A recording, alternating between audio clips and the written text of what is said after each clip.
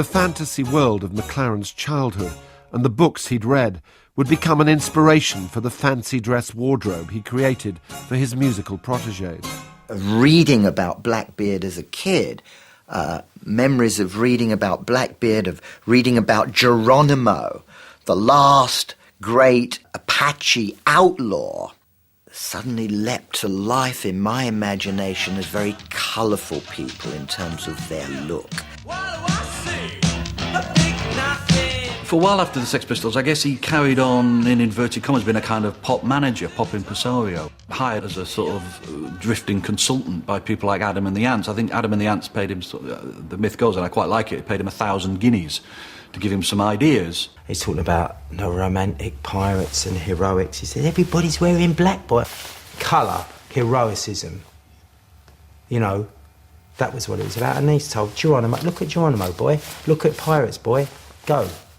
He said, give me £1,000, don't tell no one, and I'll manage you. Great.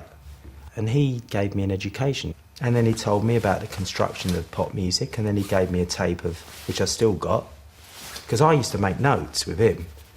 I bet I'd be, what did he just say? Because he'd throw 5,000 ideas at you, and you'd catch 3 of them, but those 3 of them could change history. That's, to me, I took it. McLaren gets involved, he gives them that Burundi beat sound, he gives them a few tips about how to do it, he gives them a silly idea, simple as that, put some makeup on, something that everyone can copy. And suddenly, they're packing out huge halls all over the UK, they're having #1 hits, you know, they were, he saw the raw material and packaged it perfectly for pop. True to form, Malcolm tore up the packaging. He stole Adam Ant's band and used it as a backing group for his most recent discovery, Annabella Lewin.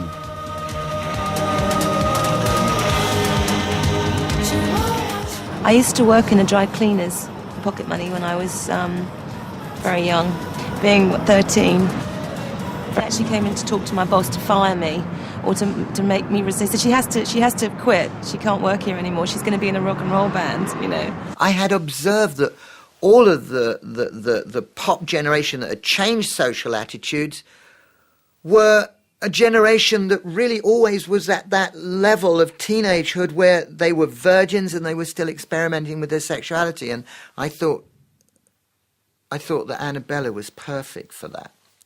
And the way to deal with the prostitution as a cool idea from the 70s, as I experienced all these punk kids hanging out on Park Lane, I recreated Déjeuner sur l'herbe by Edouard Manet. There you could have all the band completely clothed, but the Truth Loves to Go Naked would be this girl who perhaps in the picture was once a prostitute but now is Annabella at 13. It was a bit of a scandal. We did suffer problems, but nevertheless that icon I knew would live out. I don't like you. Lewin too was discarded, another victim of Malcolm's troubled ego. It's kind of like a similar situation to, you know, a child, really. I would only an analogy is it's a child, you know. A child wants to get his own way, and when he doesn't get his own way, he starts stamping his foot and knocking everything down. And that's kind of what happened with us towards the end of the management situation with Malcolm McLaren. And he carried on regardless.